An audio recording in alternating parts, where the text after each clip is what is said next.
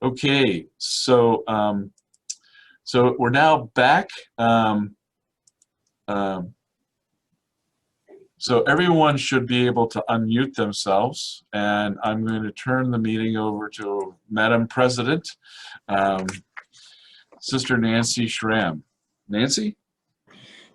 Well, good afternoon once again, everybody. And I just want to add my words too, that Cabrini did give us so much to think about, and some leads that I think are very concrete and we can really do.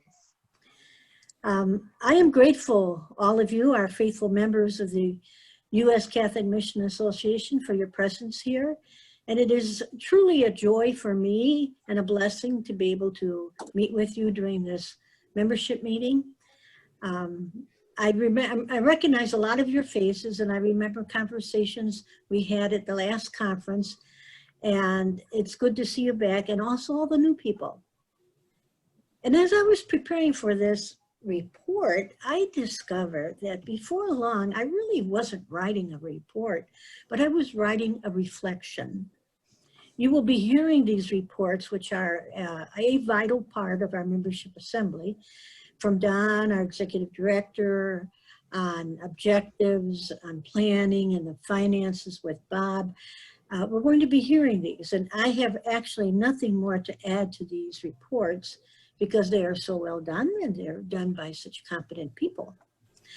But what I feel is essential to the life of any organization is contemplative time to reflect on what is our mission. What is the spirit that moves us to be members of the USCMA? And of course, what is ours to do? I also believe that I need not repeat here all the details of the challenges that we are facing because of these pandemic times. The past 6 months have changed all of us and our way of being in so many ways. We continue to pray for the many victims of COVID-19, and we grow more fearful as the winter season of another flu quickly approaches. The political and social arenas for us as Americans and for the world are the most difficult ones that I have ever known. Deep wounds and grave evils in our society have shown their faces again and again, especially with the senseless murders of so many people of color. That as they continue to occur, it is incomprehensible to our Christian hearts and minds. Our hearts also cry in solidarity with the people who have lost everything because of the natural disasters, from the terrible hurricanes in the east and the unstoppable fires in the west. But this is our world of today. This is the world that USCMA must give its response and reach out to be the presence of God's love as we live the mission entrusted to each one of us. Do you feel as overwhelmed as I do right now? Does the present reality seem to be beyond our capability to contribute with a meaningful response? I would like to seek my inspiration for these questions from one of Pope Francis's most recent talks. He gave it actually last Saturday on September 12th, when he met with 250 members of the Laudato Si communities who were meeting in Rome. Francis uses two very important words, which to me are in the hearts of every missionary that I have ever known, including in my own heart: contemplation and compassion. These words are intrinsically part of our mission. As we contemplate our reality, the pains and the struggles of all peoples, we grow in compassion and thus become co-creators of a new reality. Robin Gomez, who writes for the Vatican News, has summarized the Pope's words of his speech and has written, contemplation requires silence and prayer so that harmony, which is a healthy balance between head, heart, and hands, or between thought, feeling, and action, returns to the soul. Those who contemplate discover the tenderness of God's gaze, We talked about attitudes of gazing today, and that each one is important in the eyes of God. Each one can transform a little world polluted by human veracity into the good reality willed by the Creator. Those who contemplate do not remain with their hands in their pockets, but instead find something tangible to do. I see each one of us and the USCMA as embracing contemplation as a way to fulfill our mission. Through silence and prayer, a harmony is restored within us, which does not allow us to simply lament the obvious wrongs while waiting for others to do something. Through contemplation, we discover the tenderness of God's gaze, God's love. We are then compelled, obligated to bring that love to others. That is our mission, not to remain with our hands in our pockets, but to do something tangible. We are compelled and strengthened by our own experience of God's love to embrace actions that seek transformation of our world as willed by the Creator.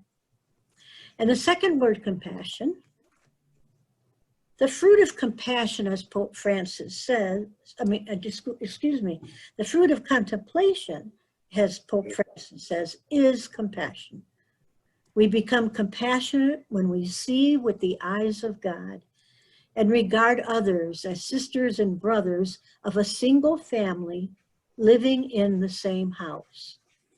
God's compassion is the opposite of our indifference, and it is the best vaccine against the epidemic of indifference.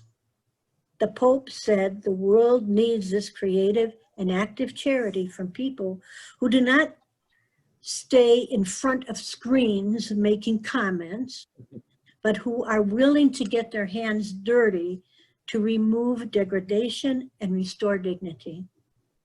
Having compassion is choosing not to have any enemies, but to see everyone as a neighbor. Boy, how hard is that today? Mm. Seeing everyone as neighbor can break the pandemic of indifference.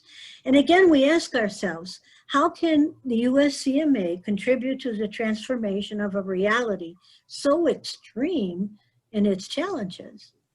One thing I do know is that we need all of you, each member, to join us, the National Board, the Executive Director, to develop actions that can make a difference.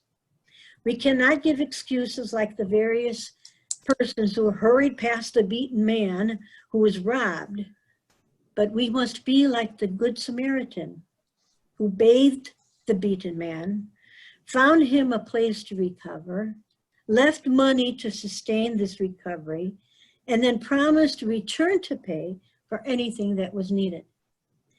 My mind and my heart are moved by the symbolism of each one of those gospel lines in that parable and what they could mean to us as members of the USCMA and as individuals.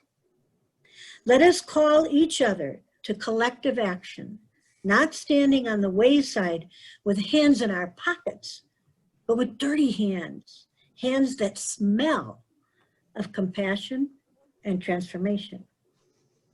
I thank you all deeply from my heart for being part of the USCMA. I ask God to bless all of you for giving your life to promote life and all of life. Thank you. God bless. Nancy, thank you very much for those reflections. Clearly, we have kind of our challenges laid out for us. We'd like to ask Bishop James Schumann